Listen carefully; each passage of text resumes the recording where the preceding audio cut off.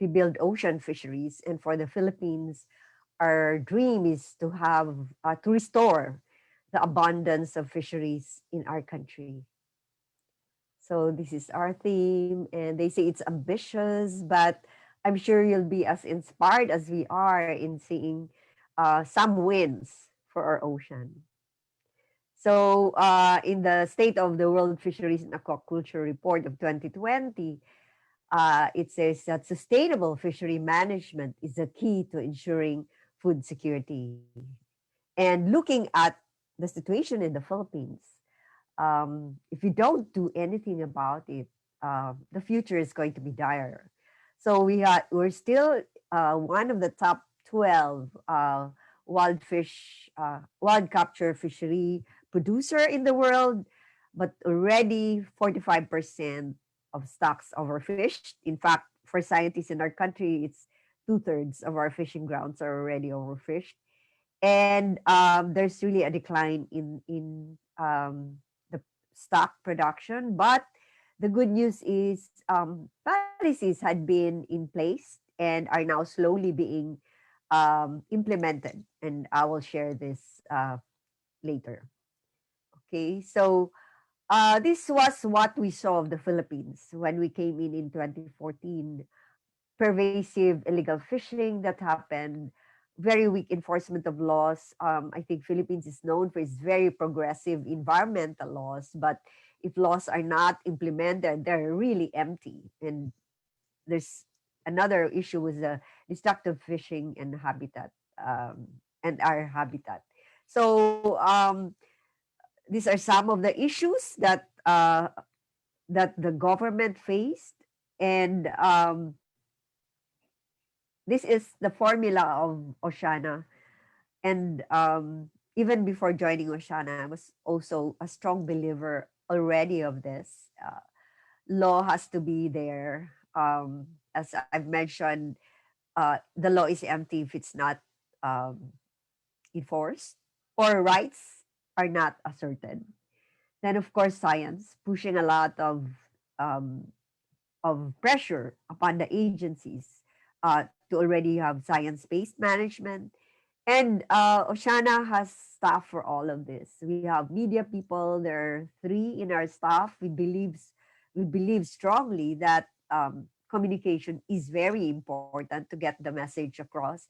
We always directly deal with our decision makers, whether from the government, whether from the business sector or civil society, especially those from the coastal communities and our fisher folks. And our youth leaders, of course, we never forget them. And so this has been, it's not a secret anymore, but it's the formula we've been using and accounts for the victories that we've managed to get since since we entered the Philippines landscape. So I'll share some of the goals that we had, the campaigns that we had, and the victories. Okay, so Benham Bank, we joined the expedition. It's the only known fishing ground or spawning area for the Pacific bluefin tuna, and we were able to have it proclaimed as a marine resource reserve 2 years after we joined the expedition.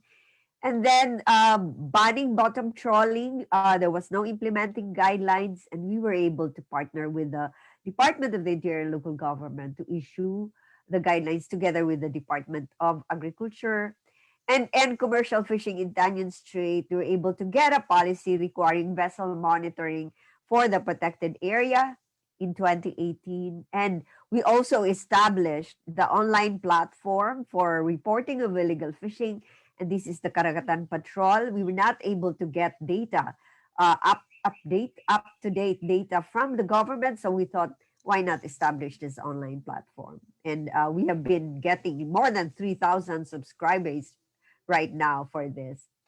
Institutionalizing vessel monitoring. This is a requirement of our law, Republic Act 10654, which amended the Fisheries Code, but the government was very slow to act.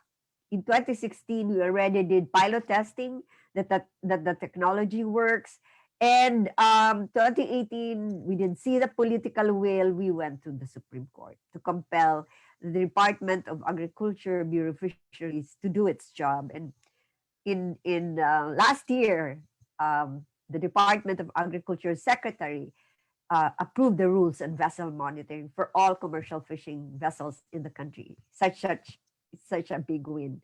So this is the president signing the proclamation declaring Benhambang as a protected area, and there's somebody familiar in that picture.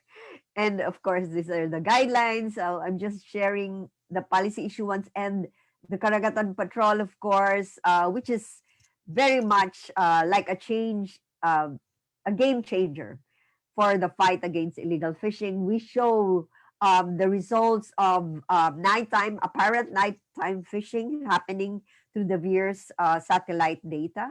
So this is the news on us together with Fisher Folks filing a lawsuit to compel government to do its job. So while we don't have the decision yet, the lawsuit triggered action from the agency. So from October 29, there was a series of public consultations until we in October 2020, the agency issued the rules on vessel monitoring, and it's up for implementation.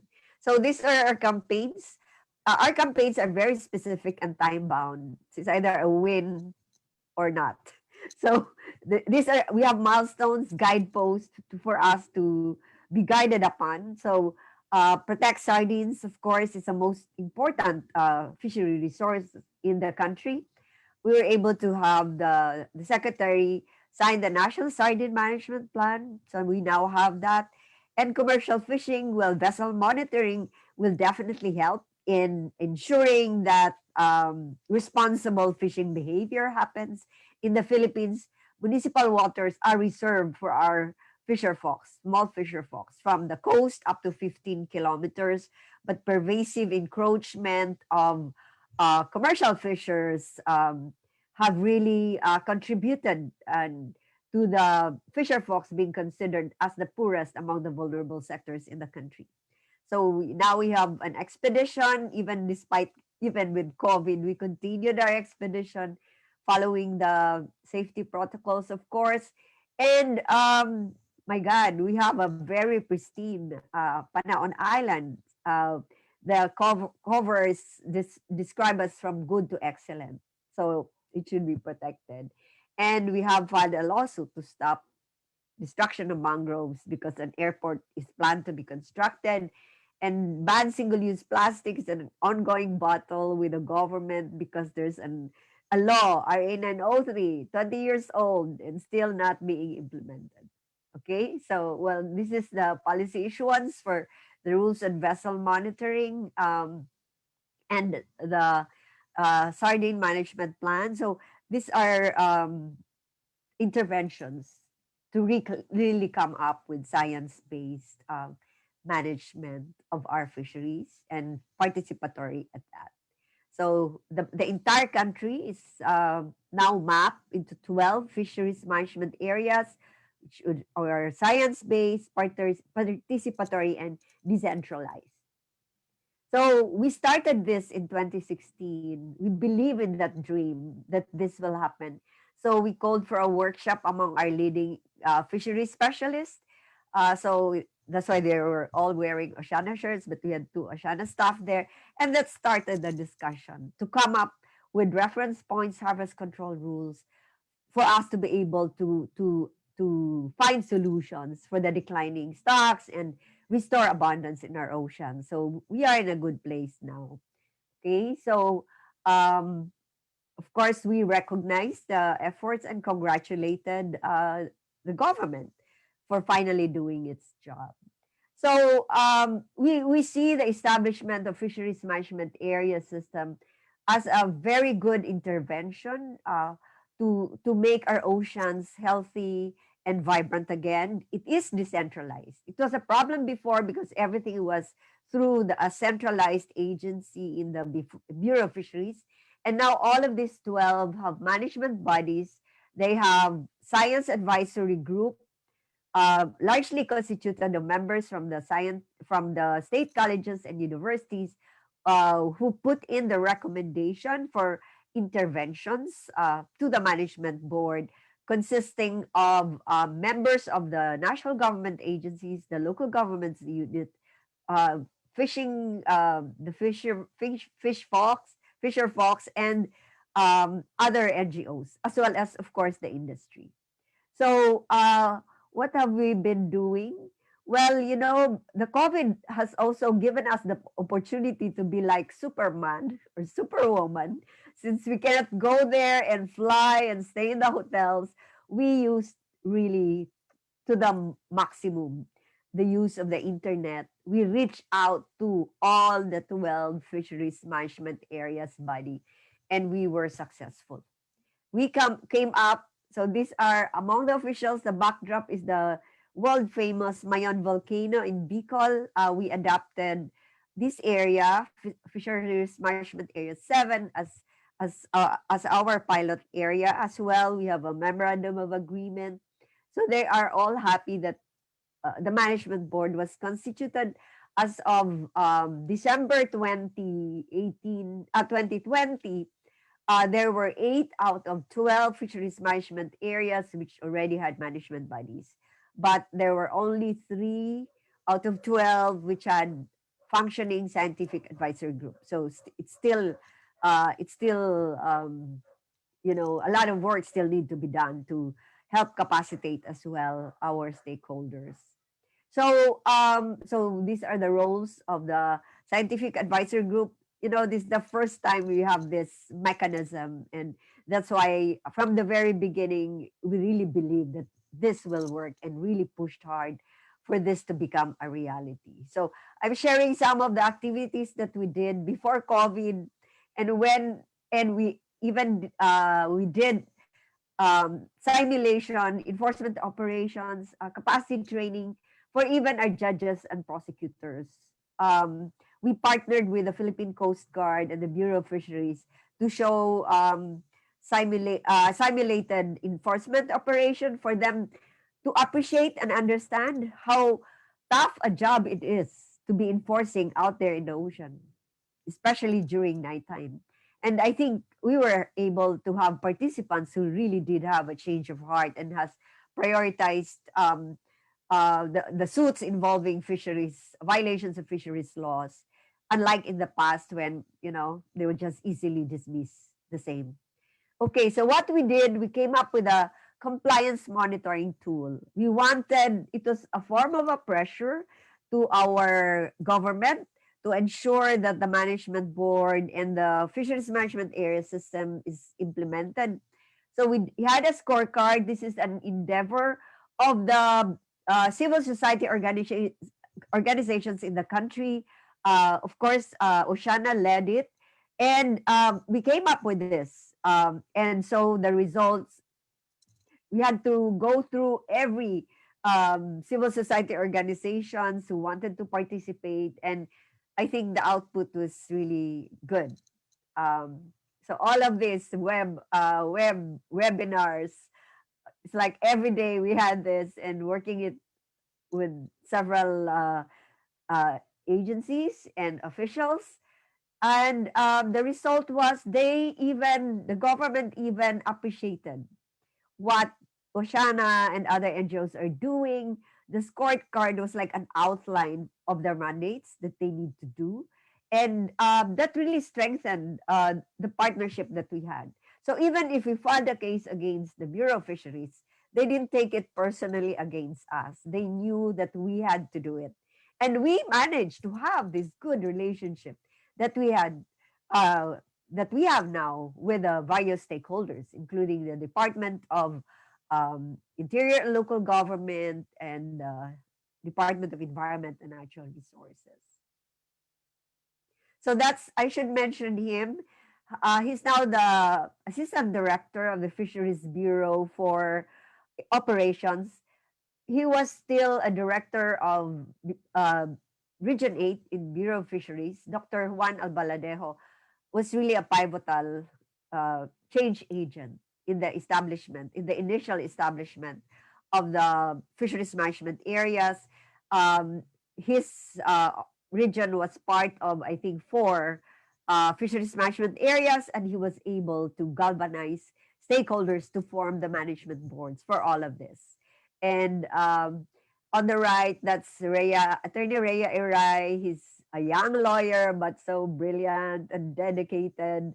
And we are just so glad that he's with us. And of course, there's Rocky. We don't forget Rocky. And he's still very helpful to our campaigns. So this is the result of the scorecard, which I mentioned earlier. So these are the challenges. Budget, of course, is always a problem. So what we did for Fisheries Management Area 8, for example, Oceana, Environmental Defense Fund, and WEAR team up and agreed to take on certain aspects of the operations in partnership with the Bureau of Fisheries. For example, Oceana took on the lead for the NGO in the enforcement operation. Of course, with BFAR as the lead, EDF for science, and RARE for communications and dealing with local governments. So these are our strengths, and we are using this together to support the establishment of this fisheries management area. And we also help craft ordinances, templates that makes it easier for them to perform their mandates, and at the same time they also share it with their colleagues in the other regions, which really accounted for more management bodies to be established. So Oceana was also very visible with webinars, policy dialogues online. We invited the Secretary of Agriculture, um, leaders from the Department of Interior, local government, and the fisher folks for them to have that opportunity to talk and share their issues and our issues as well affecting the ocean. So I believe that with collaboration, strong stakeholder collaboration, we can do a lot. We should not be overwhelmed by the challenges. And in the Philippines, it's considered the most dangerous country for defenders, judges, and lawyers. But that doesn't stop us from doing our job, the work that we need to do. This is a passion, and we will not be deterred. Thank you very much for your time. Thank you very much, Gloria. So from your presentation, we learned about how public campaign, advocacy to the government, and legal actions can contribute to policy reformation towards better ocean management. And some key elements that should always be considered are science and also inclusivity or wide participation. And it is very interesting to see very creative and effective strategies to create pressure to the government, but at the same time, strengthening the partnership with the government. So for all participants, again, if you have any questions or comments during this panel, you can type the question in the chat box or in the question and answer feature. And now I'd like to turn over the screen to Mr. Mas Achmad Santosa, who usually goes by the nickname Pak Ota. And Pak Ota here is the CEO of the Indonesia Ocean Justice Initiative, and he will be talking about combating IUU fishing and other related crimes in Indonesia. Pak Ota, the screen is yours. Yes, thank you, Stephanie. My friends, Gloria from Oceana, and Dominic Thomson from EGF, and Stephanie Juana from IOGI as a moderator. Thank you again. The excellent presentation made by Gloria. I think we should learn from your experience in handling several issues, especially IUU fishing. One of our prioritized program in IOGI, Ocean Justice Initiative. So let me share to you our experience when, especially when I was, or we were, because IOGI or Indonesian Ocean Justice Initiative consists most of us lawyers, formerly helping, assisting Madam Susi Pujiastuti, the Minister of Marine Affairs and Fisheries of the Republic of Indonesia. And then after we ended our term, so we established the newly organizations called Indonesia Ocean Justice Initiative. So we work under a national task force established by President Joko Widodo, helping Ibu Susi as commander, and continued when we are in the new organization IOGI, where Stephanie is one of the directors. Okay, first slide.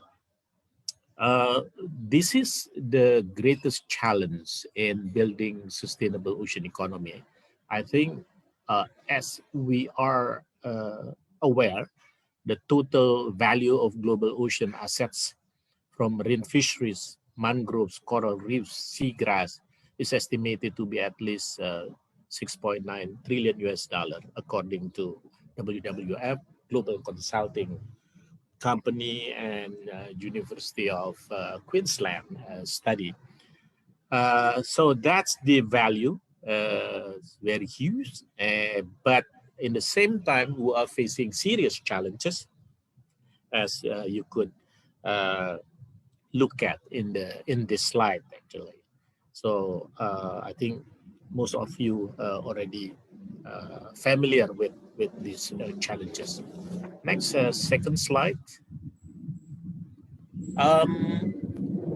Regarding Indonesia, um, let me start with the action taken by President Joko Widodo and Madam Susi Pujiastuti, the minister at that time, 2014 to 2019. And this is the underlying reasons why do we need governance reform, fisheries governance reform in Indonesia. So prior to 2014, capture fisheries is one of business sectors in Indonesia that is open to foreign direct investment. So came along in the form of capital and vessels. These foreign built vessels were large in size, highly exploitative.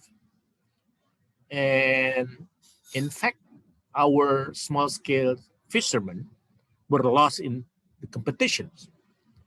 This condition leads to the decrease of fisheries household number from 1,600,000 in 2003 and then to 800,000 only in 2013. So decreases 50%.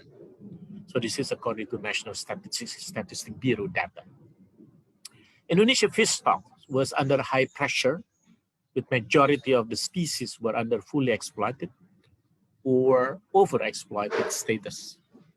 That's according to the ministerial decision.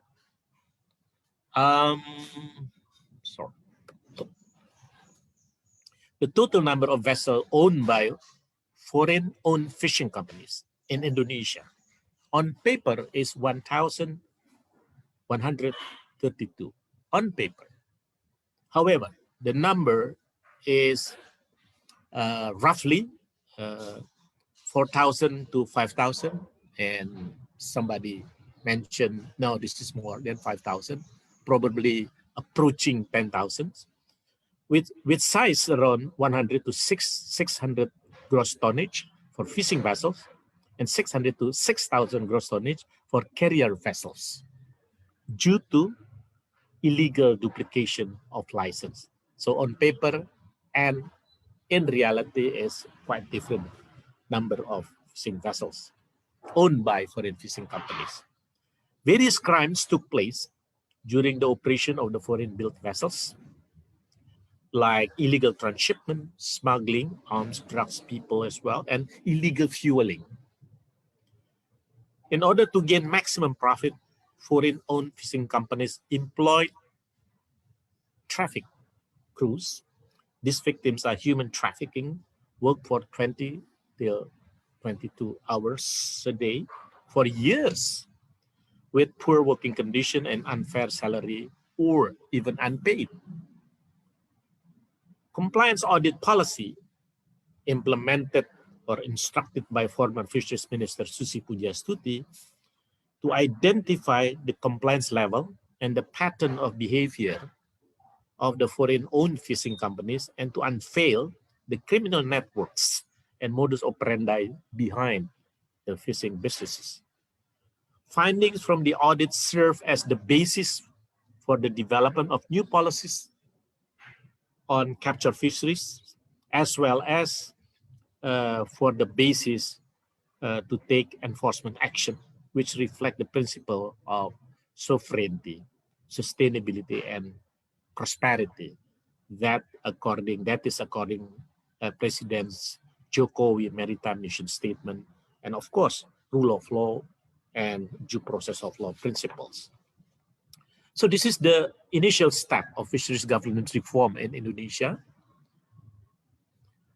Actions to prevent and combat IUU fishing following the audit conducted by National Task Force at that time, and I was coincidentally a chair of the ministerial task force, and ministerial task force was upgraded into National Task Force later. First ban on transshipment. First is moratorium for ex-foreign fishing vessel for foreign-built fishing vessels. In fact, foreign-owned company. And ban on transshipment and establishment of task force to prevent and combat IUU fishing and conducting audit for 1,132 fishing vessels. And compliance audit, as I mentioned before, and sink capture IUU foreign fishing vessel as a part of enforcement measure. And strengthening law enforcement, such as enhancing the coordination with Navy, our Navy, Marine Police, Coast Guard, Tax Administration Office, and Financial Intelligence Units as well. And application of corporate criminal liability and multi-door approach, because we need to nail mastermind down as well, not only physical perpetrator, and imposing administrative sanctions based on the findings of the audit compliance.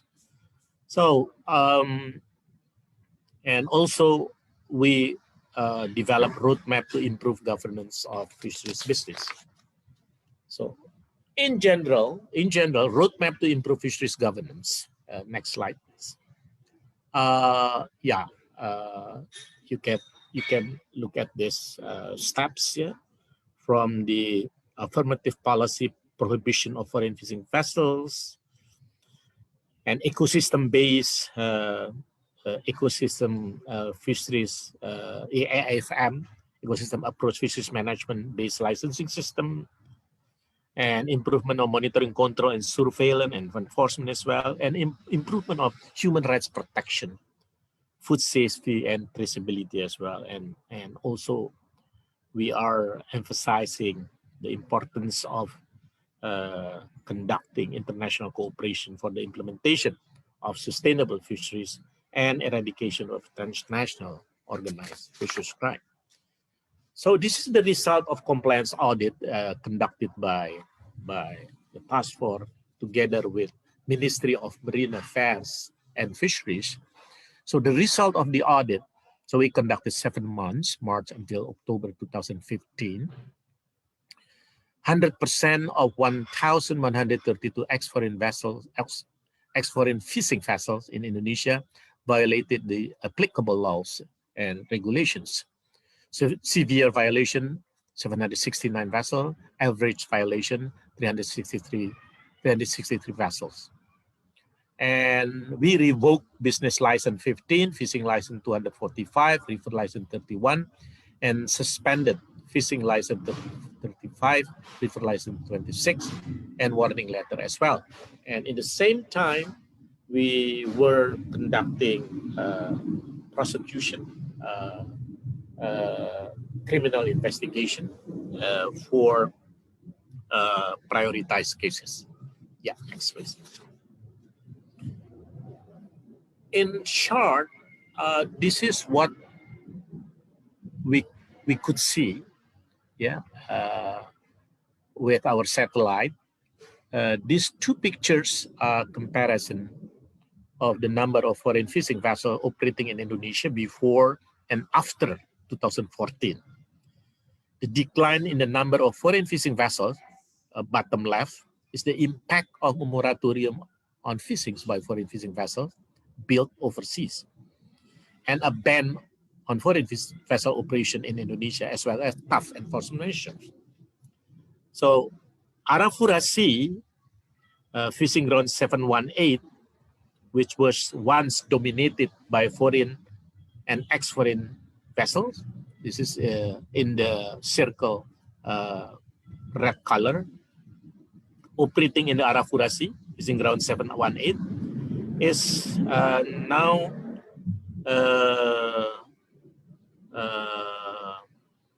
that's dominated by Indonesian fishing vessel right now. Arafura Sea is the fishing grounds with the highest occupancy of Indonesia fishing vessel compared to 10 other fishing grounds in Indonesia. And foreign fishing vessels tend to avoid operating in high occupancy areas of Indonesian fishermen. If you could see the upper picture, this is the fishing ground 718, Arafura Sea, very occupied by foreign fishing vessels. And in the year 2015-2009, so foreign fishing vessel, almost nothing, almost nothing.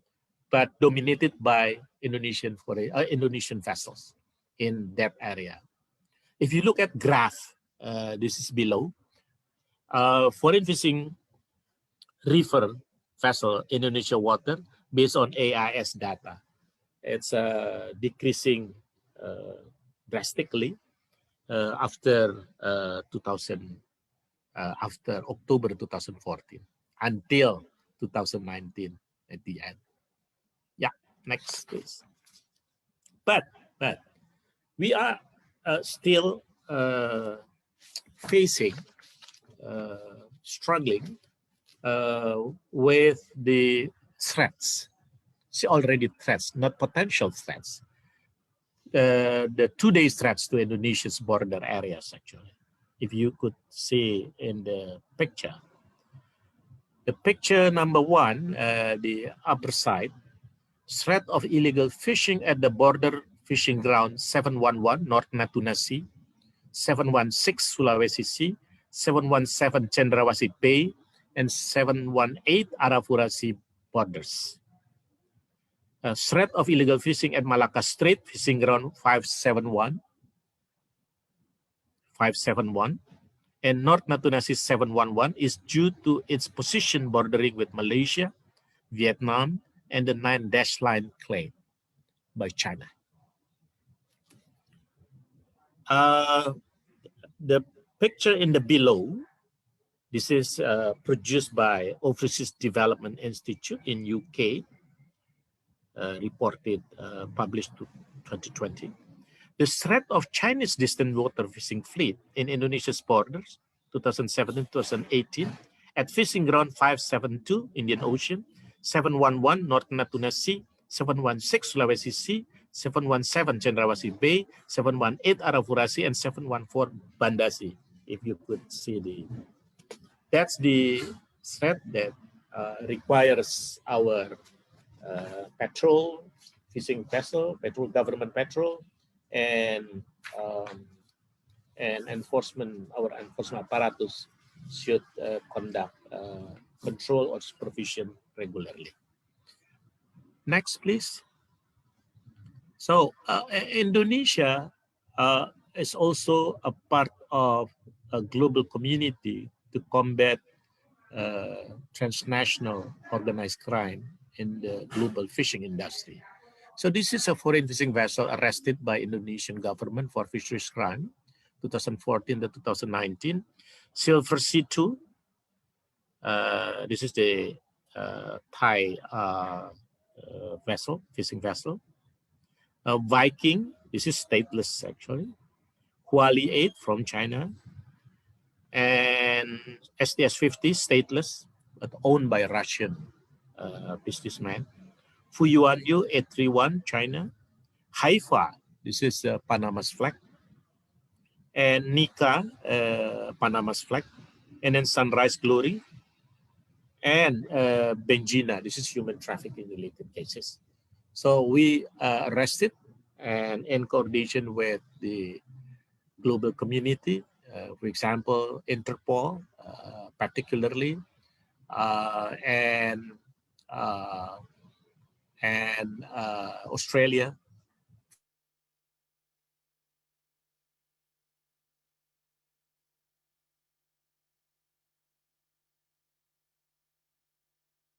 friends, and other experts from other countries. Next, please. So, as I mentioned, that there is a serious threat of the transnational organized crime in the global fishing industry. So this is a Viking chains of criminality. So at least 15 countries participated or were related, not participated, related to this kind of perpetration, like Honduras, Panama, Chile, Uruguay, Nigeria, Togo, Spain, Libya, Guinea, Indonesia as well, manning agency of the cruise, Singapore, Seychelles, Hong Kong, Australia, North Korea, and Japan as well. So this is one day the Viking claimed the nationality under Japanese flag as well. And for example, next, this is the other example, Nika's chains of criminal activities. Panama, identity fraud claim as general cargo vessels. South Georgia and Sandwich Islands, Falkland Islands, identity fraud using other vessel AIS identification and suspected illegal fishing operation. Marshall Island, owner's company address. South Korea, operator agent. Russia, owner. Indonesia, boarding and inspected and also investigating now. And now in our district court in the process. So Nika operates through a company based in Marshall Island, owned by a Russian, and was assisted by an operated agent based in South Korea. So suspected illegal fishing operation is located in the South Georgia, Sandwich Island, and Falkland Island. Nika was claiming as a general cargo vessel based on its registration in Panama. Panama recently delisted Nika from their registry. Just happened. And this is, next please, this is the important to share with you as well, why it is important to have international collaboration in handling a transnational organized crime in global fishing industry. This is pictures of multinational investigation team in handling Nika case. Yeah?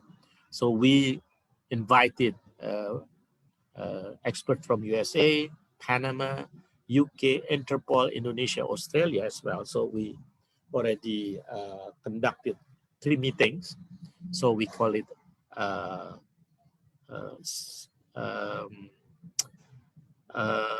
that's like a collaborative meeting among enforcement officers from various countries. Yeah. Another case is human rights abuses in fishing industry. Thousands of fishing crews were trafficked to work on Pusaka Benjina resources in Maluku, North Maluku, sorry. Fishing vessel in Benjina Island. 682 fishing crews identified as victims of trafficking originated from Thailand, Myanmar, Laos, Cambodia, and Vietnam. Actually, this is more than 682 because they conducted several times and many years. So 682 when we what do you call it? When we visited the place and then we identified on the site.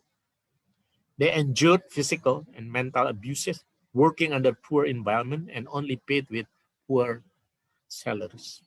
One of the owners, a company registered in British Virgin Islands, that is affiliated with a Hong Kong company owned by 2 Thai citizens.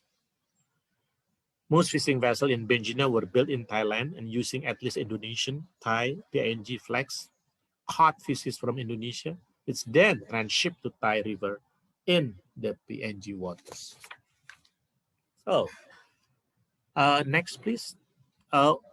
When we learn from the experience in handling organized crime in the fisheries sectors, especially where Indonesia involved in this handling. So this is the other crimes like fraud, corruption, tax crime, money laundering, labor-related offense, security offense, drug trafficking, and human trafficking. So we differ between human trafficking and labor-related issues as well, and smuggling, fuel, migrant, etc. In addition to fisheries offenses, actually. So this is a typical organized crime in the fisheries sector. Yeah. So so we want to also relate this with the UNTOC, but I'm sure you are already familiar. I think it's crystal clear. UNTOC already gives guidance for us. How do we define transnational in nature and organized criminal group? So it's not too difficult to identify this. Next, please. Factors that could determine the success in eradicating fisheries crime. There are 6 factors based on our what we call it study. The first one, of course, political will and leadership at the national level to deal with transnational organized crime and fisheries. The second one is national interagency coordination and international cooperation to tackle the ocean fisheries sector, particularly how important to strengthen the role of Interpol, UNODC, and IOM, for example. I think there's a more organization that could be part of. Number 3 is capacity of national enforcement agency and criminal justice institutions, particularly to apply multi-legal regime. So don't be relying upon only fisheries law, for example, but various law, for example, money laundering, corruption, and environmental law as well. And corporate criminal liability, particularly to apply multi-legal regime and corporate criminal liability, for example. Number 4, transparency in the fisheries and financial sectors is very important in national as well as global levels for the purpose of transnational organized fisheries crime investigations. Number 5, advocacy of criminal provision in relevant laws and criminal procedural legal frameworks, including we need to develop MLA, extradition, bilateral agreement, and extraterritorial reach principle in our national legal framework. And number 6, this is also very important, collaboration between state and non-state actors. So don't forget, non-state actors equally important than state as well. Sea Shepherd, for example, we work with EGF, Environmental Justice Foundation, C4F, for example, Oceana, and Greenpeace at national and international level. In addition to working with government of other countries as well. This is what we experience. We try a test of, although the result has not been satisfactorily, multi-door approach in tackling fisheries crime. Why, next please. Why legal multidisciplinary approach for IUU fishing fisheries crime enforcement is important. Crimes in marine and fisheries sector is a cross-sector crime. Statutory limitation make it necessary to use other regulation to capture IUU fishing perpetrators. IUU fishing usually involves money laundering, bribery, and gratification, and tax evasion and tax fraudulence as well. And why do we need multi-door approach? Broadening the enforcement perspective, that's we need it. Multi-legal disciplinary, that's a must. Various enforcement officers and institution involved, that's a collaboration among the existing enforcement agencies, synergy among enforcement institutions, and follow the suspect, physical suspect, person in control, perpetration as well, and follow the asset. That's important in tackling transnational organized crime in the global fishing industry. So I would like to jump in to the joint commitment to combat transnational organized crime in the fishing industry. Perhaps this is the recent development, and we should capitalize this modality. 32 countries have signed the joint declaration on transnational organized crime in the global fishing industry. Benin, Chile, Costa Rica, Faroe Island, Fiji, Ghana, Greenland, Honduras, Iceland, Indonesia, Kiribati, Liberia, Maldives, Marshall, Mexico, Mozambique, Myanmar, Namibia, Nauru, Nicaragua, Norway, Palau, Panama, Philippines, Sao Tome and Principe, Scotland, Seychelles, Solomon, South France, Sri Lanka, Timor-Leste, and Uruguay. I think 3 of us or 4 of us are from ASEAN countries. So we need more to develop more concrete measure, and probably, I don't know, it's a more action program. Maybe we need to develop global action, coalition of action. And last point of my presentation, what is the impact of tough policy against IUU fishing? Increasing maximum sustainable yield. So our stock now, this is number 1. Our stock is 12,054,000 in 2017. We were told that now is increasing about 13 to 14 million, but they haven't issued officially the number. And increasing tax and non-tax state revenue from fishery sector. If you could compare before we took the tough policy against IUU fishing and after we took tough policy against IUU fishing, and also increasing fishermen purchasing power. If you could see the below left side, and bigger size of catches as testimony given by the fishermen as well. So this is solution to overcome challenges. I would like to refer to our blue paper produced by high-level panel on sustainable ocean economy. So there is a report how to overcome the challenges in combating fisheries crime or transnational organized crime in global fishing industry.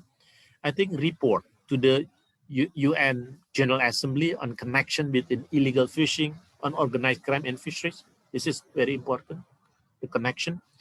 Annually on transnational organized crime in fisheries to the UN Commission for Crime Prevention and Criminal Justice. And as I know, it will be held in Japan, next CCPCJ. There will be also agenda to discuss about this. And support and follow up the 2018 Copenhagen Declaration, as we show it to you. I think we need to support it, and we need to create follow-up measure, follow-up actions, raise security implication of transnational organized crime in fisheries at the UN Security Council. So we need to raise this issue. What is the security implication of the TOC in the global fishing industry?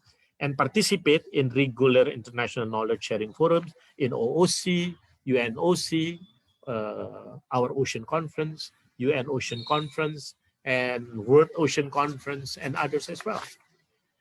And practical tools, I think I already mentioned this, but very, very short. Strengthen national interagency cooperation, enhance cross-border cooperative enforcement.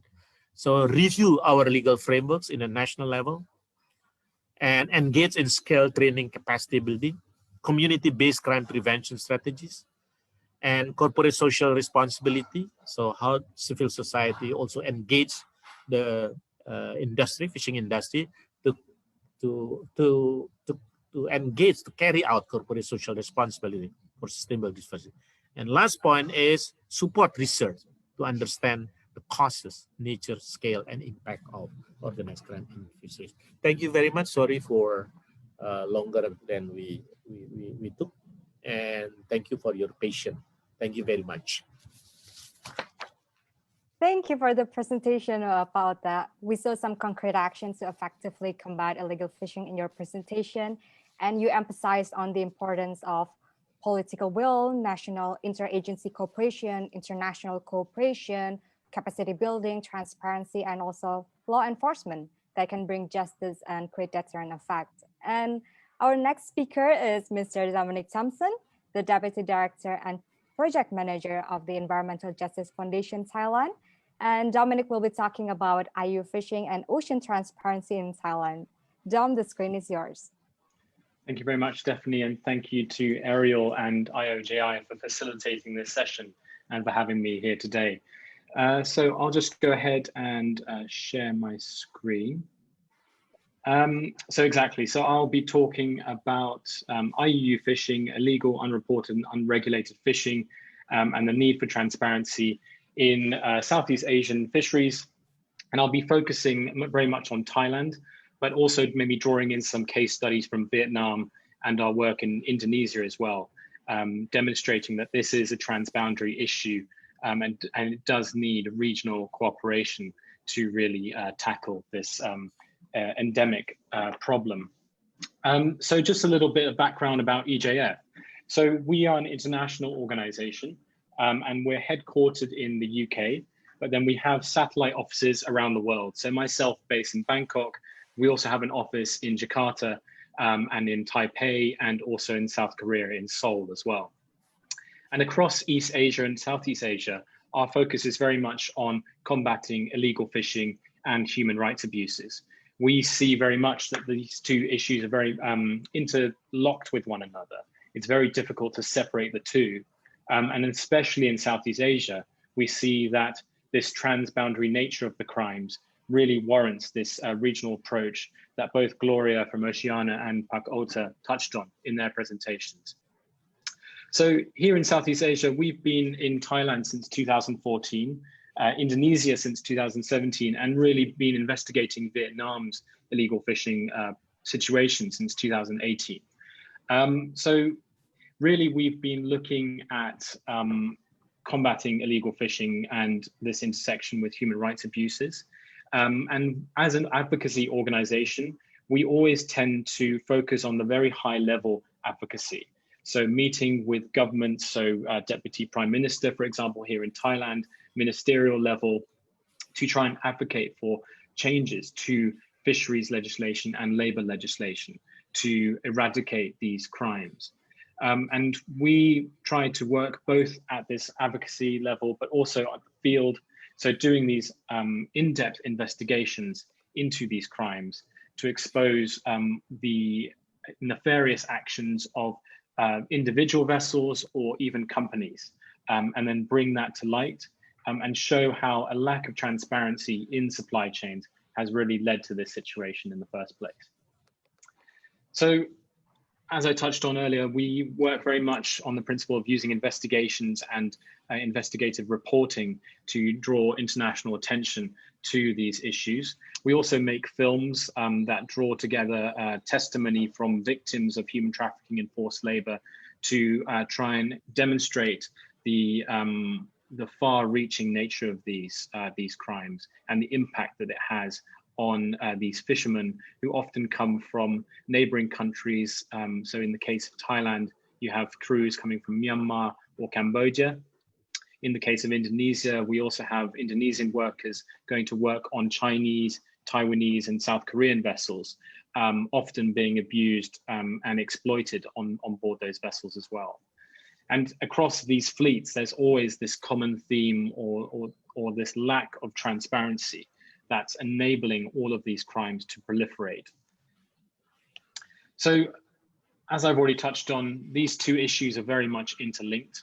And as was the case in Thailand, and as is the case in Vietnam as well, we've seen that a lack of regulation and controls to begin with often leads to a race to the bottom, which results in fishermen being forced to travel further out to sea and exploit their resources even more intensely, and often trying to drive down costs. And the easiest way to do this in a lot of scenarios is to cut labor costs. And so we've seen countless times, Thailand was an archetypal example of this, how uncontrolled expansion of the fishing fleet led to overfishing and eventually illegal fishing, and then this proliferation of labor abuses on board vessels. And then, as Pak Ota touched on in his presentation, a lack of regional cooperation then leads to vessels being able to travel over these porous borders and fish illegally, exploit neighboring country resources, and also deprive those local fisheries and artisanal fisheries in particular of their rights and their exploitation rights. And I'll just touch on labor as well here. So unscrupulous operators, especially here in Thailand, have exploited migrant workers and preyed on their maybe vulnerability and naivety when they first arrive into Thailand, and also this language gap that they experience, to then be able to exploit them and to make them feel pressured and intimidated by the presence of law enforcement officials. So it makes the job of inspectors and vessel inspection crews very, very difficult in actually establishing if there is illegal activity taking place on board those vessels. So this is just a very simple diagram, maybe overly simplified, of this relationship between unsustainable fishing practices and how it leads to this vicious cycle whereby fishing operators try to suppress costs and inevitably drive this almost race to the bottom and this competition until there's a complete depletion of the fishery resource. So this results in a lot of ways because of a lack of regulation in the first place. So if we look at Thailand's example, pre-reform, so this is looking back to 2014, 2015, when this issue was first recognized internationally and exposed by EJF and other organizations and media agencies such as The Guardian. Pre-reforms, we saw that there was a complete lack of or semblance of fisheries regulation or labor regulation to monitor the situation, to know how many fishing vessels there were, and also to know how much fish was actually being landed. In the absence of such information and a complete lack of transparency, it's very difficult for the government to know whether their fish stocks are healthy and whether the crews on board their vessels are being treated well. And so we were coming across some truly horrific examples of labor exploitation, physical abuse. We had victim testimonies saying that they witnessed their colleagues being murdered at sea. And because there wasn't this transparency of who was actually working on the boats, the authorities weren't even aware that this was taking place. They weren't aware that a vessel was leaving with 20 crew and coming back with 18 crew because 2 of those fishers had gone missing during the fishing trip. So without this transparency, it's incredibly difficult for the government to make any sort of steps forward in rectifying the situation. And this resulted in the European Union deciding to yellow card Thailand for its lack of action in combating illegal fishing at that time. So I'll just touch on illegal fishing. I think we've already spoken a little bit about it, but what is illegal fishing and what can constitute illegal fishing? So we talk about restricted areas here. So this is both marine protected areas, but also reserved areas for artisanal fishers. So maybe there are inshore exclusion zones which commercial fishers are not meant to go into. We also have the use of destructive fishing gears. So using dynamite or poison, for example, which is incredibly damaging to marine environments. We also have lack of transparency in terms of transshipments. So Pak Otto was touching on how Thai refrigerated cargo ships were traveling to Indonesia to pick up product from illegal vessels there and bring that back to Thailand.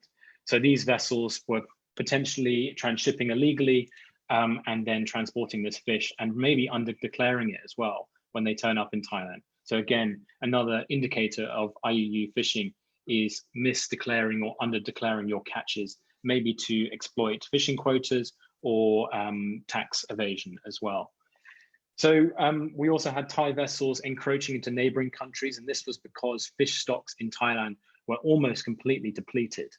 And so without fish stocks, healthy fish stocks in Thailand, fishing vessels were forced to go to Malaysia, to Indonesia, and even as far as Somalia to find fresh fish stocks in almost less stringent fisheries than in Thailand itself. So this is just a graph just to show you quickly the crash in the fish stock or the fish stock health in Thailand. So we have here the CPUE, which is the catch per unit effort. So this is measured in how much fish a vessel can catch in kilograms per hour of fishing time. And so we have here for the Gulf of Thailand, we have that in green.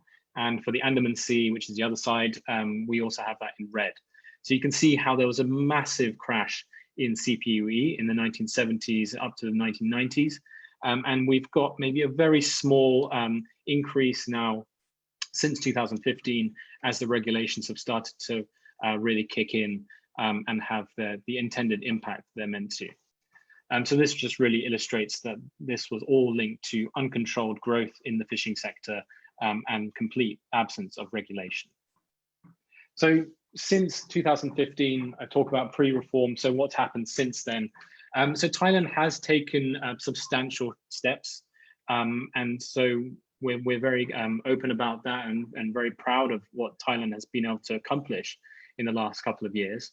So we've managed to work with the Ministry of Labour and the Royal Thai government to ratify several key international conventions. So this is the Food and Agriculture Organization's Port State Measures Agreement, the International Labour Organization's Work in Fishing Convention and the Forced Labour Convention, C188 and P29. Thailand has also implemented a vessel monitoring system for its commercial vessels. So over 5,000 vessels now are being monitored. So we know where they're fishing. There have also been moves towards digital license lists. So now you can actually, it's all open to the public. You can go and access the entire public license list for all fishing vessels. And that's actually updated in real time and available both in Thai and English. So a real game changer in terms of knowing exactly how many fishing vessels are registered and what they're fishing for and what gears they're using. There's also been moves towards using electronic catch documentation and electronic port checks as well. So this is addressing the issue of not knowing what's being landed and what species and what quantities, but also who's actually working on the vessels as well. So now we have electronic means of actually keeping tabs on who's going out with a vessel, but also who's coming back in. So it makes that whole job of inspection a lot easier. An entire port inspection regime has also been implemented and built from the ground up. So now there's a whole network of 30 of these so-called port in, port out centers across Thailand, which work to inspect fishing vessels before and after every single fishing trip. And so that has incredibly boosted the amount of transparency and traceability that we have in Thai seafood supply chains.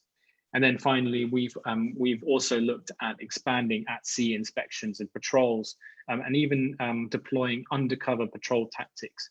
So using converted fishing vessels and deploying these near the fringes of the Thai exclusive economic zone to try and intercept illegal fishing vessels, both domestic, but also foreign intrusions. And I'll touch on that later on in the presentation as well on Vietnam. So what has EJF's role been in this? So I'll just glance through this as I've already touched on several of these aspects already. So high-level advocacy, already touched on that. The investigations and the reports, that's obviously a huge part of our work. We've also been working in the field with the PPO teams and the inspection teams to make sure that the legislative changes that have been made and all of those reforms are actually being implemented into the field. Gloria made a very good point that even with all these amazing regulations and legislation, if you don't have enforcement, then those regulations are basically meaningless. And that is very true in Thailand. So we've been working with Department of Fisheries, Ministry of Labour, to make sure that any gaps that we identify during our field observations can be addressed as soon as possible. And then in terms of engagement with international stakeholders, we are often in dialogue with the European delegation here, the European Commission back in Brussels, but also with the US State Department and other US agencies as well, just to inform them of the reforms and pace of legislative changes as well. So I just wanted to touch briefly on Vietnam because a lot of the stories, as I've described from Thailand, are sadly being replicated in Vietnam. So you have a massive increase in the fleet. So there's a figure there, 41,000 vessels in 1990. That's gone up to 109,000 vessels in 2018. And these vessels, they begun by fishing in Vietnam, but because there is this lack of regulation and because there is a lack of transparency in terms of what they're landing and how much they're landing, it's very difficult for the Vietnamese authorities to regulate these vessels. And so inevitably, these vessels have started encroaching on neighboring countries' waters and started going more further afield. So in our investigations, we found that vessels have been going as far as New Caledonia and all across the Pacific in search of more lucrative species such as sea cucumbers, but also more low value species and catches as well, such as even trash fish. And it's a real indicator of a depleted stock when you've got trash fish boats having to leave their own territorial waters and actually stray into other countries, such as Thailand, Malaysia, Indonesia as well. And even in our very basic research that we did last year using social media and other public records, we found that even since we first looked at this issue, there are already 60 vessels that were arrested last year across the Gulf of Thailand, across 3 countries, and leading to the detention of at least 430 fishermen. So this problem isn't going away. And since we started looking at this in 2017, 2018, it seems that although maybe there have been some changes to legislation, there still isn't enough being done in terms of transparency mechanisms to reliably address the flow of illegal product into Vietnamese supply chains. So these are just some of the issues that we've come across on board Vietnamese boats. So looking both at labor issues, but also lack of transparency, illegal fishing by encroachment onto foreign countries. So those are the 11 countries that we identified, but also a whole suite of other issues. So not even using flags, not even having the vessel name or vessel registration number on the vessel. So making it all but impossible to identify the owner of that fishing vessel and identify where it's even registered, what port it comes from, and who those workers are. Without any of this information, how can the authorities be expected to actually start remedying the situation? So this is just to illustrate the desperation and the desperate situation that there is in the Vietnamese fishing industry. If you look at this picture, that man is shoveling trash fish into a bucket. And this is a putrid mixture of all of the ground up fish at the bottom of the fishing net that's not fit for human consumption.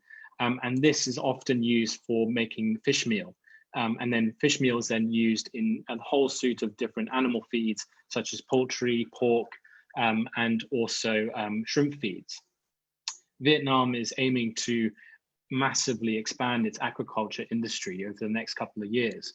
And it's going to be fueled by this need for fish meal. So the question is, if we don't know where the fish meal is coming from and where this trash fish is coming from, how can we know that it's not being caught illegally in a neighboring country and it's then entering these aquaculture supply chains and then potentially being exported out of Vietnam to international markets? And for one of these reasons, or this whole suite of different reasons, this then led to Vietnam also being yellow carded by the European Commission several years ago. So my last sort of case study, looking at some of our work in Indonesia and touching maybe on this interaction with labor issues. So Indonesia workers often go and work on Chinese, Taiwanese and South Korean vessels. And often we hear about egregious labor abuses on board these vessels. And so we have victim testimony from over 200 crews that we've spoken to now. And so obviously it's incredibly worrying that this is taking place, but it's indicative of this lack of transparency in these labor recruitment channels as well. So lack of transparency, both of the manning agencies and the brokers within Indonesia, but also in these destination countries as well. So how can we actually address these issues and make sure that these workers can't be abused and don't witness both these labor exploitations against their fellow workers, but also illegal fishing as well. So this is just a sample of the kind of testimony that we were gathering. So some of the indicators of human rights abuses on board the vessels, but also the illegal fishing that they were observing as well. And these vessels, they often fish for months at a time or even up to a year. So again, this lack of transparency in the fishing operation, without the ability for these workers to raise the alarm, to talk to their loved ones, to talk to the authorities, it's very difficult for the perpetrators of these crimes to actually be held accountable for their actions. We would never have learned about the decapitation of false killer whales or illegal finning of sharks, for example, unless we have this testimony. So yeah, this is just to illustrate that these kinds of issues are very widespread on a large sample of fishing vessels, 62 vessels there. I'll move on to that. So we have this charter for transparency, and this is one of the solutions that we raise to try and address illegal fishing and also human rights abuses. So one of these is to implement these 10 principles for transparency. So these really look at some of the issues that I just touched on. So the lack of vessel names, vessel numbers, lack of vessel flags. If you don't know where the fishing vessels are fishing, so if there's no tracking technology available, then it's very difficult to keep track of these vessels. Without a public license list or even a digital version of this license list, it's very difficult for the authorities to know how many legal vessels there are and whether there are vessels to be put on a blacklist or watch list. Illegal transshipments, again, or even transshipments in general, make it very difficult for the authorities to monitor the flows of seafood and make sure that any seafood that's entering supply chains is actually being caught legitimately and imported into countries legitimately. So the final 5, just looking at other issues such as flags convenience. So in Pak Otta's presentation, we saw that there are vessels that are flagged to Panama and other known FOC countries. And these FOCs really proliferate these kinds of abuses and illegal fishing because they might have very lax regulations themselves, allow shell companies or front companies to be set up that don't have stringent regulations in terms of worker rights and fisheries regulations as well. So trying to close these open registries and block FOCs from actually landing fish into market states and port states is incredibly important. And then I'll just touch on the last point, looking at how we can ratify and better implement these international agreements to try and make substantial progress in that field as well. And yeah, just to finish on some recommendations for regional cooperation across Southeast Asia. So basically summarizing the previous slides, looking at how we can better adopt these transparency mechanisms and ratify these international agreements. So I'm conscious of time, so I will leave it there and take it back to Stephanie for the questions section. Thank you very much. Thank you. Thank you very much, Dom. It is very interesting to see a very significant transformation in Thailand, and we learn about how transparency becomes very crucial to enable the transformation, and transparency makes control, monitoring becomes easier and more effective. And now we will move on to the discussion portion of the panel. I am seeing some question in the chat box, and I'm gonna read the first question. So the first question is that it's from an anonymous attendee. The question is, if someone wants to report an illegal fishing activities, but they know that the persons in authority are the ones who are protecting those people that undergo the illegal doing. So what has to be done, and what the government should do to prevent this continuing happen to in the future? And Pak Ota, do you probably happen to encounter this kind of issue when you work at the task force? Okay, thank you, Stephanie. Luckily, when we were there in 2014 until 2019, we have a president and the Minister of Marine Affairs and Fisheries who have a very strong political will, very clear and very firm, combating fishing, fisheries crime in our water. So we didn't have difficulty actually when there is an information, pass it on to our desk from Interpol, for example, from Argentina, Wali 8, for example, Interpol about Nika, about from NGO, Sea Shepherd, for example, EGF as well. We didn't face difficulty because when the information was given to Madam Susi Pujastuti, and she took actions very, very quickly. And then phoning, for example, the Chief of Navy, phoning the head of Bakamla, and then phoning everybody who can together with the Task Force 115 to handle this. So again, genuine political will is a most important element.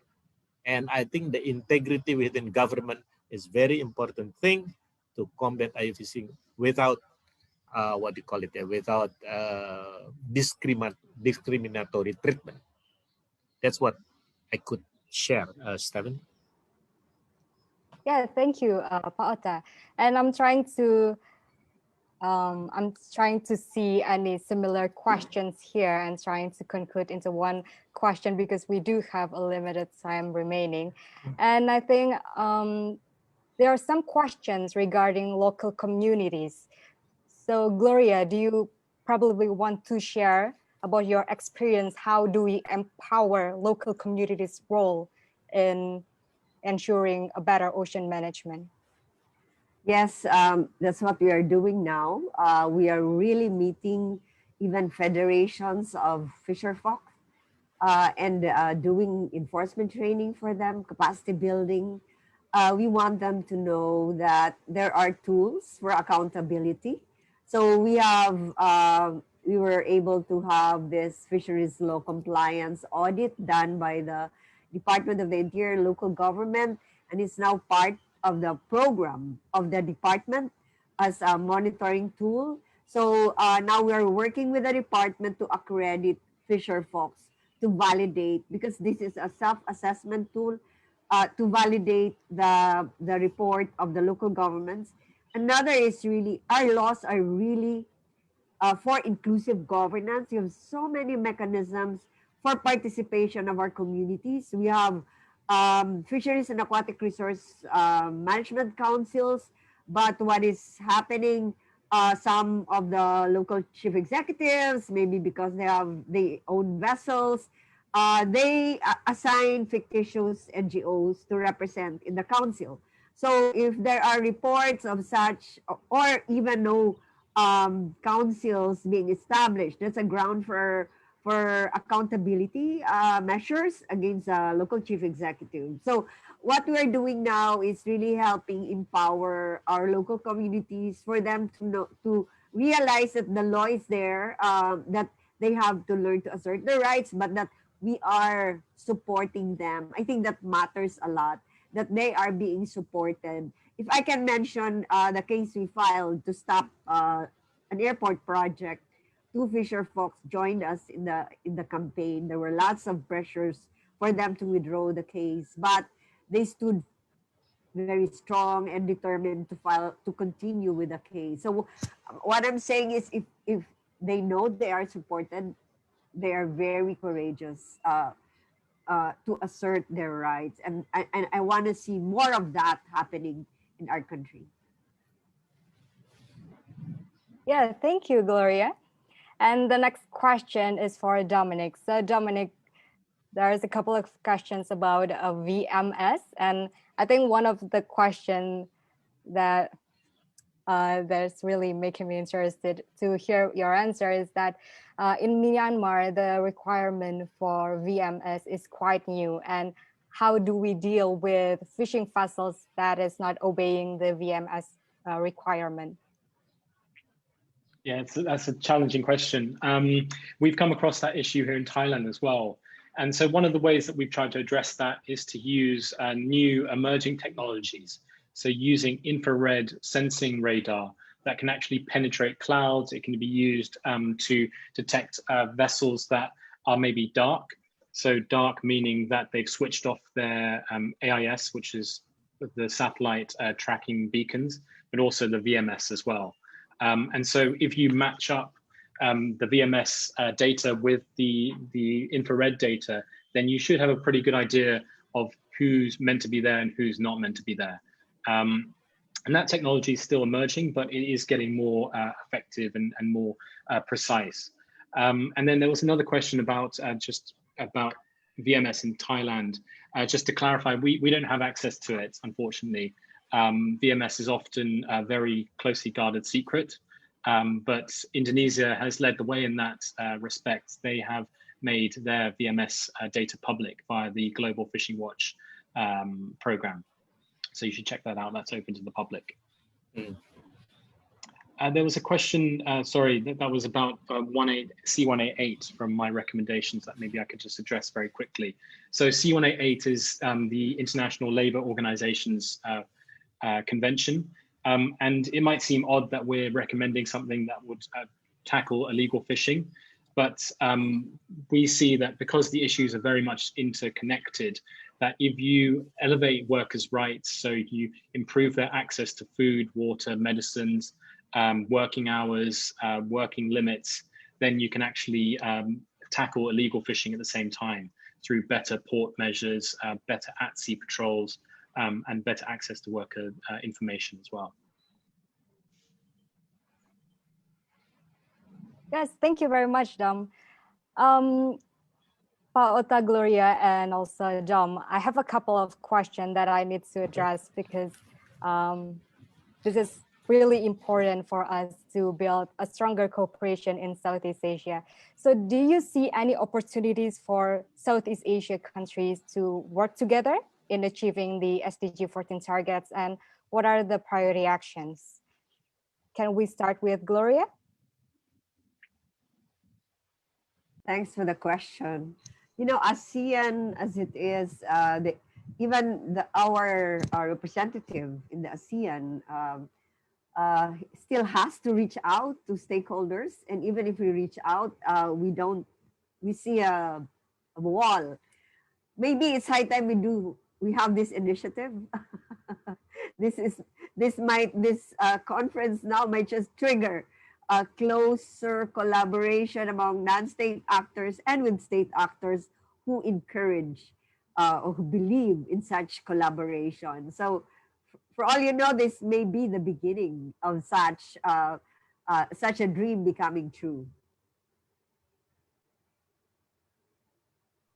Yeah, thank you, Gloria.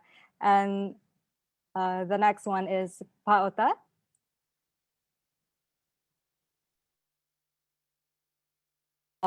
Paota, I think you're still in mute. Yeah.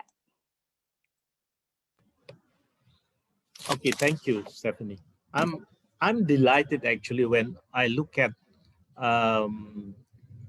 Philippines, Indonesia, and Myanmar are a part of Copenhagen Declaration in combating fisheries crime.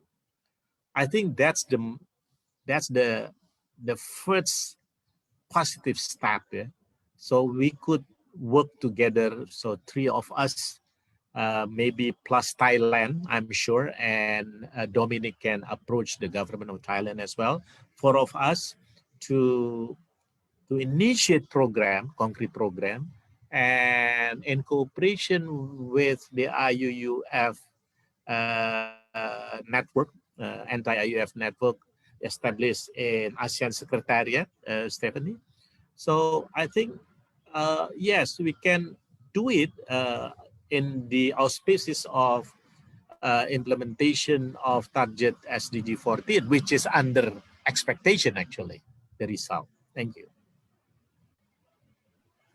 Thank you, Pauta. And now we'll be hearing the answer from Dom. Yeah, absolutely. Completely agree with Gloria and Pak-Ota about that. And I also think that establishing action-led, like an action-led task force is really important for ASEAN and for Southeast Asian nations in general. There's a lot to be done in joint enforcement action, at least in sharing of information, such as using these undercover patrol techniques. This kind of innovation would be a huge game changer for a lot of Southeast Asian nations. And so we're calling on Thailand, we've called on Thailand several times to share their experience of using this kind of technology and innovation so that other countries can benefit from it, because it can be very cost effective and be highly efficient at actually combating illegal intrusions by foreign nations. Thank you very much, Dom.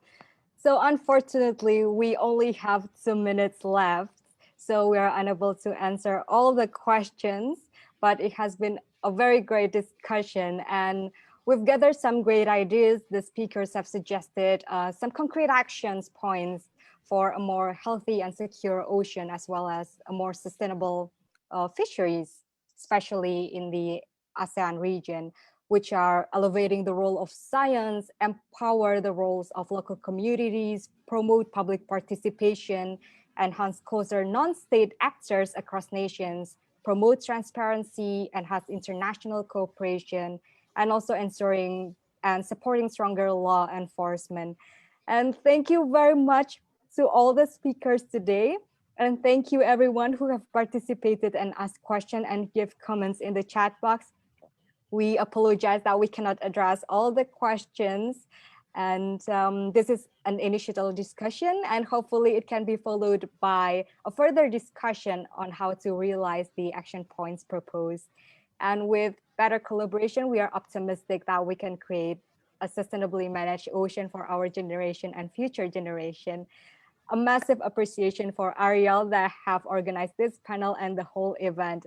Thank you, everyone, and see you again in our next discussion. Thank you, Stephanie. Thank you, Gloria and Dominic. Thank you. Thank you very much. Thank you for having me.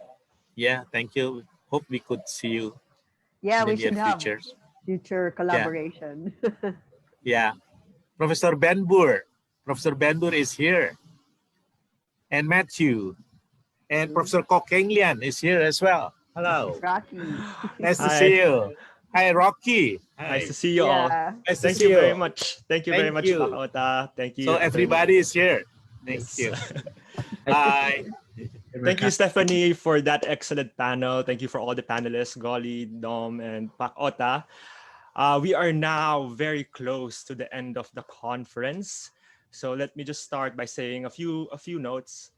So over the span of 3 days, we have covered 5 panel topics, ranging from climate justice, animal law, human rights in the environment, plastics and marine pollution, and oceans in fisheries.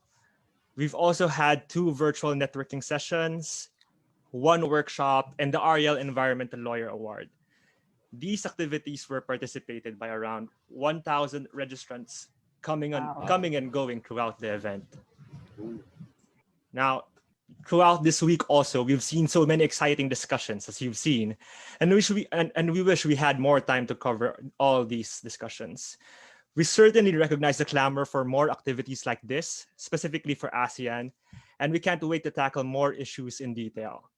Yesterday, if you were here, and this morning also, we asked for your suggestions in quick 1-minute polls, and I'm very happy to share to you all the results this afternoon for the polls. So let me just share the results. On the first question, on what environmental law topics would you like to discuss in future events?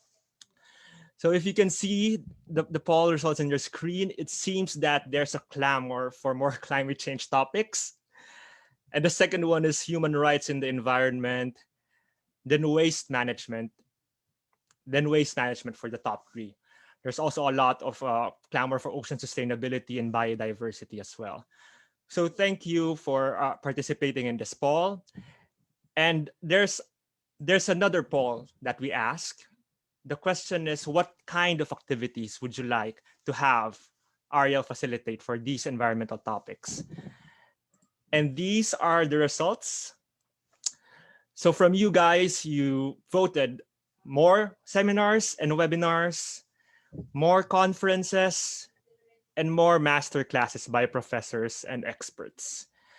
And also monthly lectures and YouTube and podcasts. Unfortunately, no TikTok for this one. But thank you for participating, and we'll make sure to have more seminars and webinars and conferences like this in the future. Thank you all for eagerly participating in this poll, and we are excited to organize more events in the future. But in the meantime, you may follow our Facebook page and Twitter accounts for updates on the future activities. Now, before we proceed with the closing program, just a few conference matters. We are gathering all the presentations and we'll be uploading them in a proper repository in the coming weeks or months. So we will send the link to you all once you all have it. And second, a lot of you have been asking for the certificates. Please give us some time, maybe around a week, to organize, and we will touch base with you again for your certificates. Okay, at this point, we are at the closing program of the conference. It has been a real pleasure and honor for the Institute to host the very first ASEAN Environmental Law Conference. I hope that this activity has been informative and insightful few days for you. But hearing from all these inspiring voices throughout the event, I'm very optimistic that we can weather the planetary crisis we are in. In this light, we are extremely fortunate to have our next address speaker, Gloria, or as we fondly call her, Golly, Golly Ramos. So let me give more of an extended intro for Golly. She, as you know, she's the Vice President of Oceana in the Philippines. Oceana is the largest international advocacy organization focused solely on the world's oceans. You've heard how she leads Oceana in working to restore fisheries abundance through enforcement to fight illegal fishing and the protection of our marine habitats. But even before Oceana, she was heavily involved in many environmental law campaigns. She was the Southeast Asia representative to the IUCN Academy of Environmental Law Governing Board.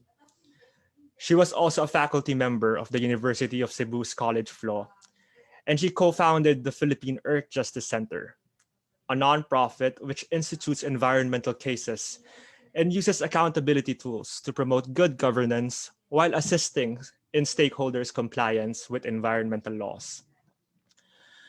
Among the prominent environmental cases she was involved in was stopping the offshore oil drilling project in the largest marine protected area in the Philippines. This was in behalf of the whales and the dolphins. This was declared by the Philippine Supreme Court as unconstitutional in a landmark decision last 2014. She also helped halt the indiscriminate dumping of coal ash and a proposed destructive reclamation project in Cebu. Among her most recent accolades is the People's Gratitude Movement from the United Nations Environment Program and the Institute of Governance and Sustainable Development. Ladies and gentlemen, we are truly honored to have here with us this afternoon Goli Estenzo Ramos to give the closing address. Goli?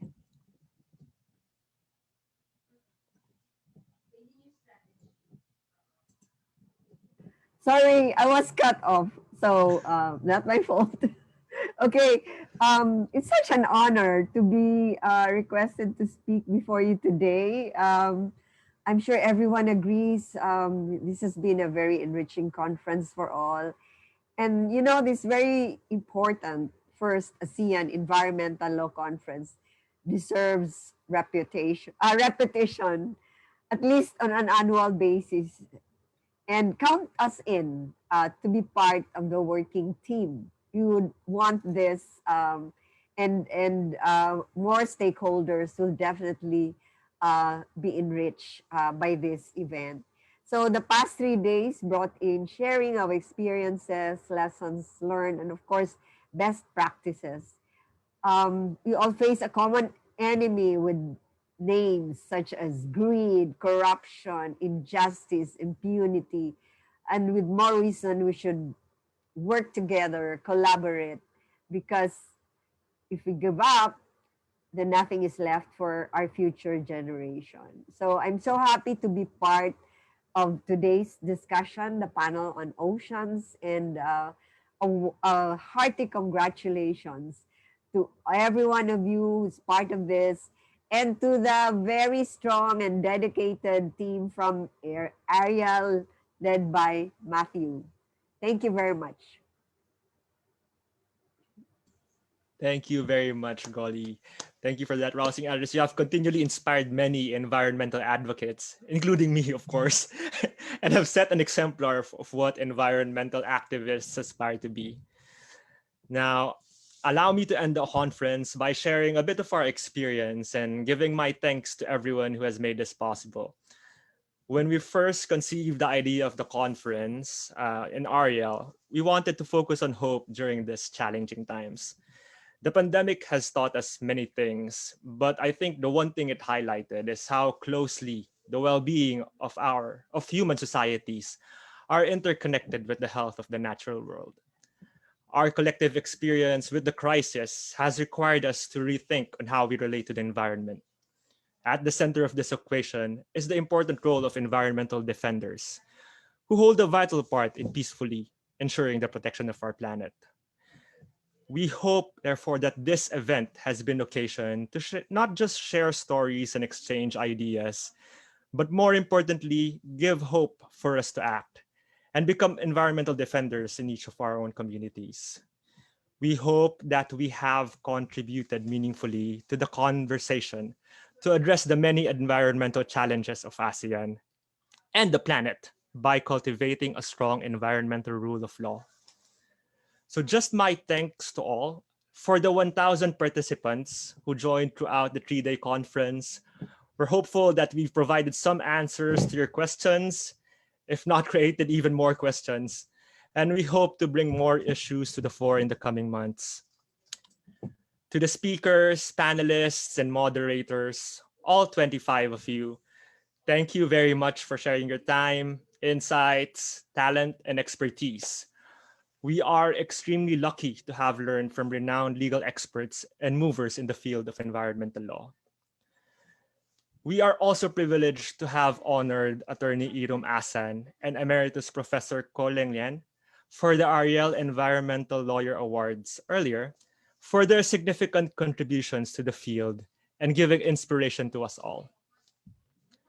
To the partner organizations, the United Nations Environment Programme, Law Asia, the National Environmental Law Association of Australia, Greenpeace Southeast Asia, Earth Rights International, Environmental Law Alliance Worldwide, or ELAW, the Center for International Law of the National University of Singapore, Myanmar Environmental Legal Service, Living Laudato Si Philippines, Indonesia Oceans Justice Initiative, and the College of Law Australia.